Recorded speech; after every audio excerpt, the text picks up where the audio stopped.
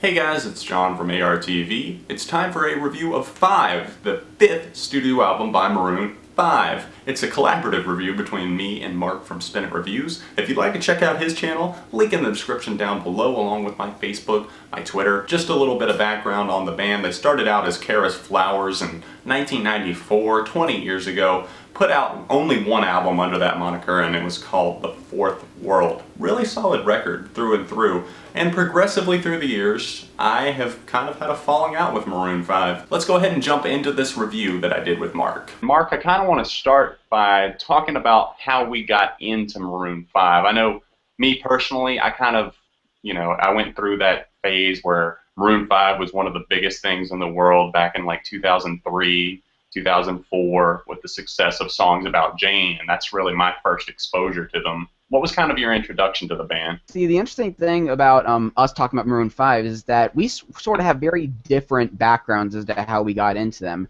In a way, I sort of have anti-nostalgia for them because back in like 2004 to 2008, I was like 8 to 12 or something. That was like, as the case was with a lot of kids, my classic rock elitist phase.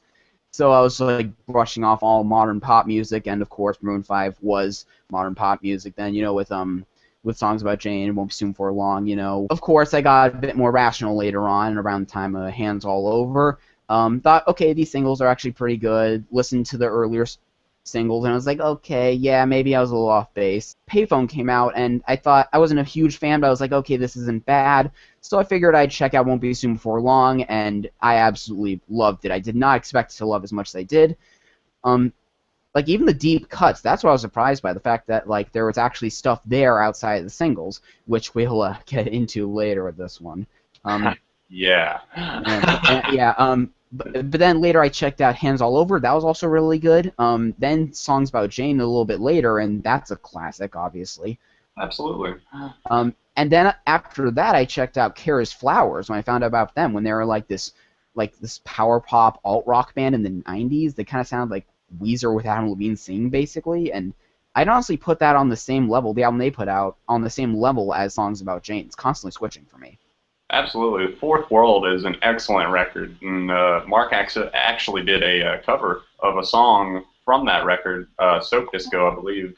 If I'm not mistaken. Well, I was going to wait until the end of this to plug that, but thank you very much, good sir. It's in the description down below if you'd like to see that. I wanted to jump in and talk about the lead single from this record, Maps.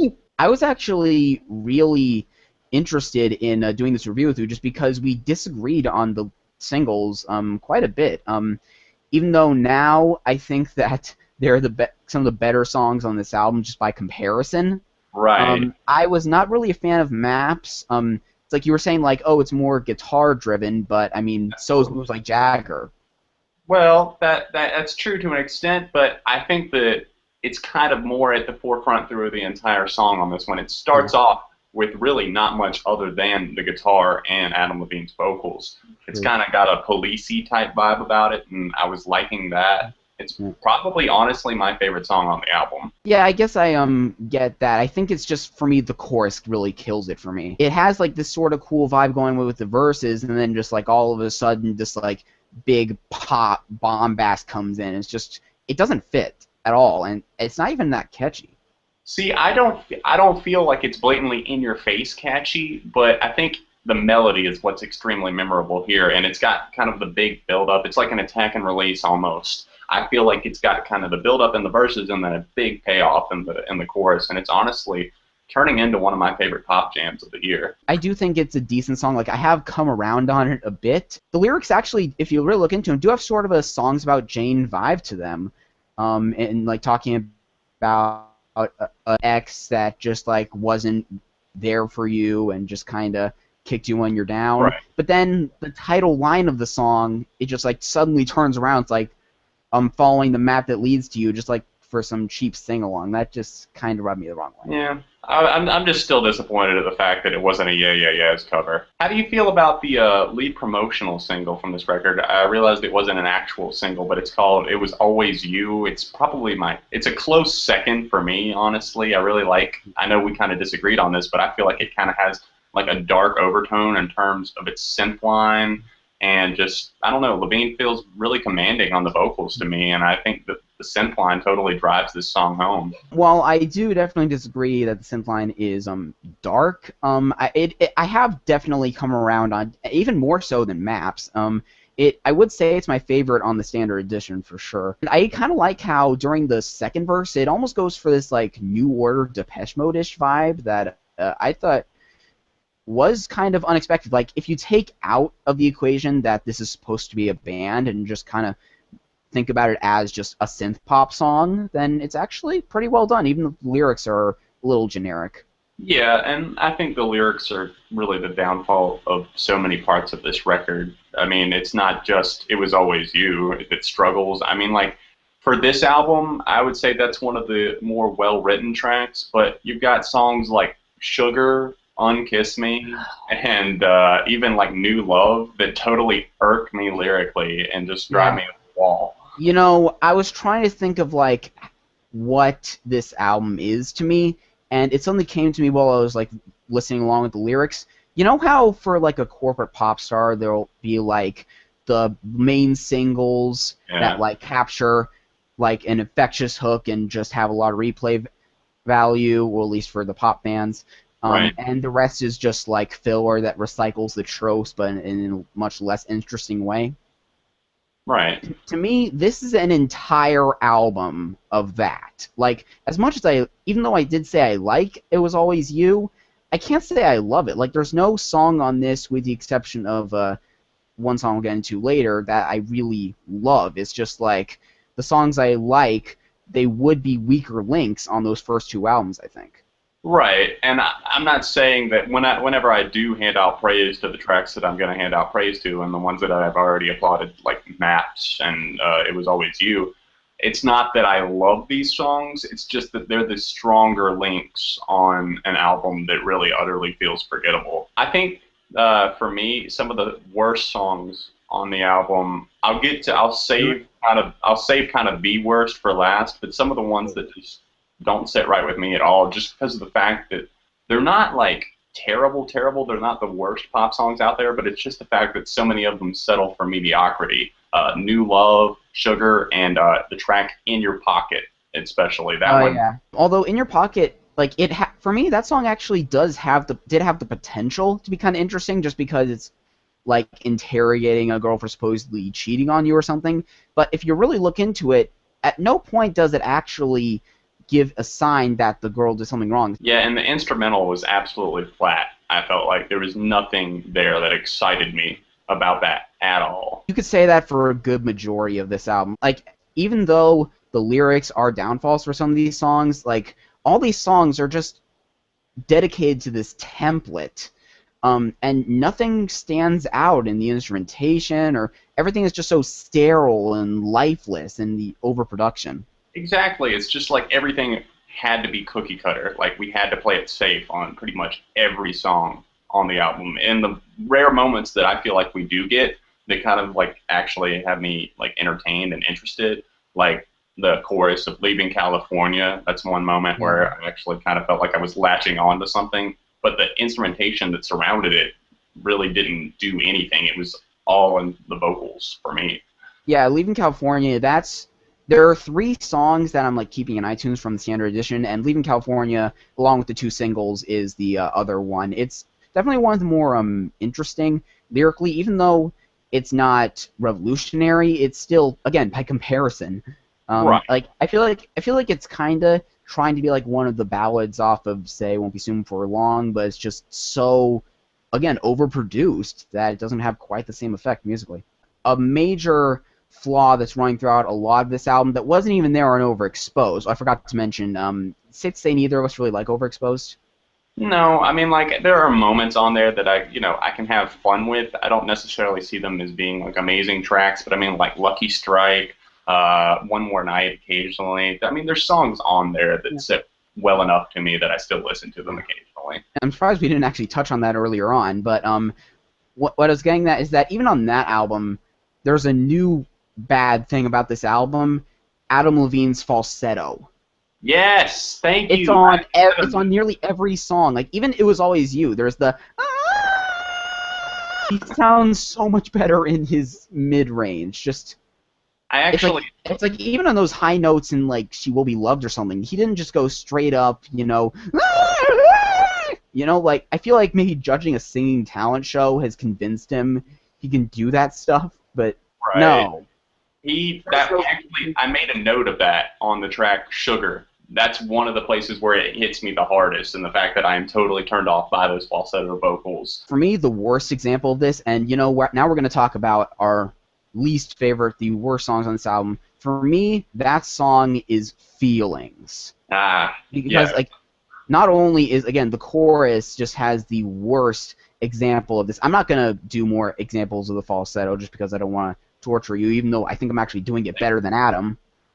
uh, But it's like between the at 99 cent Casio synth tone and just those annoyingly repetitive lyrics and the line "If you want me, take me home and let me use you." It's just it's a mistake. if someone is not getting paid royalties for the track Feelings, then I'd be really surprised. All I can think of when I hear this track is the scene from Napoleon Dynamite where Napoleon is dancing to Canned Heat.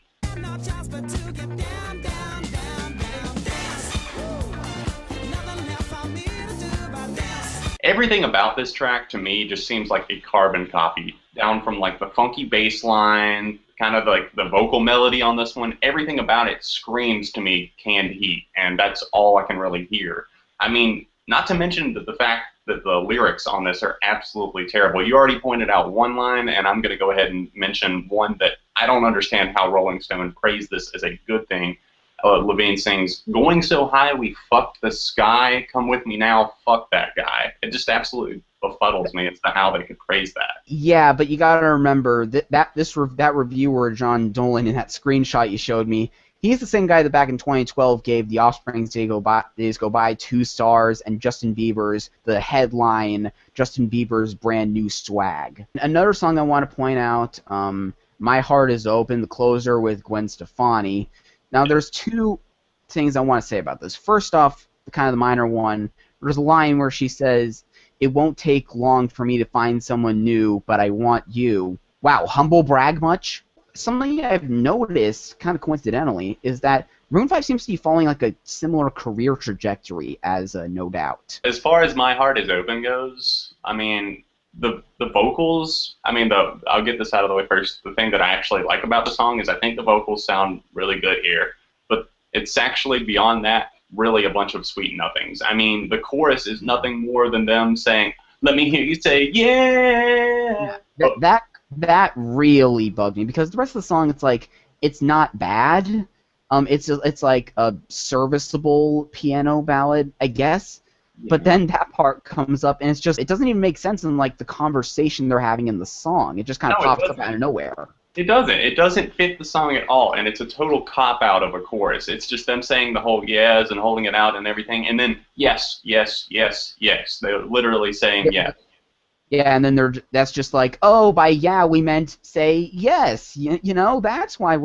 That's why we said yeah so much, like 50 times in that chorus. The last track that I want to talk about is "Unkiss Me," and we're Yeah. talking about least favorites. This is my personal least favorite on the record, Oh. just because I don't know. I feel like it's such a walking disaster. I mean, like it seems like the writers of this track really wanted to take a stab at like all like the grammar lovers, the people who love proper grammar out there, and they wanted to see how many times they could attach the prefix like "un" to a word. So there's unkiss me, untouch me, undo this. I mean, and besides, I mean, Tony Braxton did it first.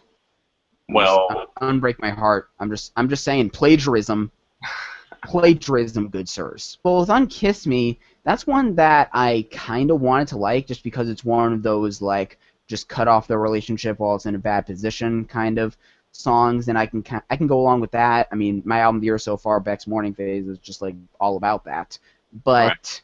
it's just they approach it in such a bare bones, like, template kind of way, only with the bad grammar in there. The last one that I wanted to talk about on the standard edition that I'm surprised we didn't get to sooner is Animals. I feel like this track, it's sleazy, but it's a whole lot of fun. I mean, it reminds me of some of the moments that I like kind of enjoyed about Overexposed, and I'm not like head over heels for this track by any means, but it's one of the highlights for me on kind of a dull record. I mean, I guess I get how you can like enjoy it in like a guilty pleasure kind of way, No but guilty pleasures.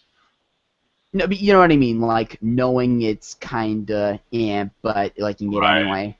All That right. that's that, that's my definition of guilty pleasure. But at the same time, oh, and I mean, and the questionable lines like in feelings, like I'm gonna hunt you down, like it gets kind of questionable Like, at what is Adam points. Levine doing with his weekends? Yeah, I want to know if there's consent here. And I know that you tend to not cover deluxe editions, and I get why. Personally, I listen to the bonus tracks and just kind of separate it mentally from the rest of the standard edition.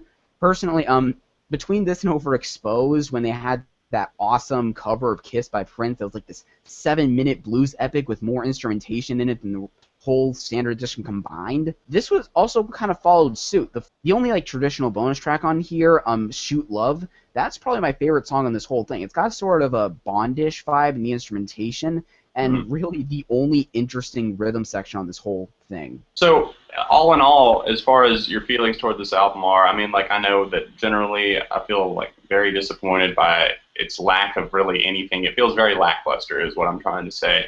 It feels like there were a lot of moments that kind of tried to be something, but just didn't work whatsoever. For me personally, I'm giving the album a 2 out of 5, which translates to a 4 out of 10 on your scale. I didn't expect this to be like on the same level songs about Jane, but I at least expected better than Overexposed. And to me, this is just like on the same level pretty much. And I'm going same as you, 2 out of 5, 4 out of 10. I hope you guys enjoyed the collaborative review between me and Mark. If you'd like to check out his channel and subscribe, link is down below. You can always click right here to see my most recent review, or you can click here and go to my second channel. I do track reviews, music news, things of that nature over there on that one.